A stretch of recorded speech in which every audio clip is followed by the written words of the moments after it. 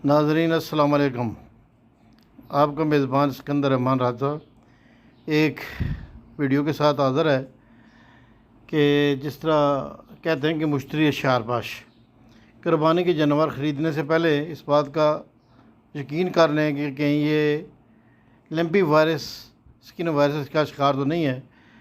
मीरपुर की मंडी से ख़रीदे गए 2 जानवर जो लंपी वायरस का शिकार थे, उसमें से एक बीमारी की वजह से उसे ज़बह कर दिया गया, जबकि दूसरा बीमारी की हालत में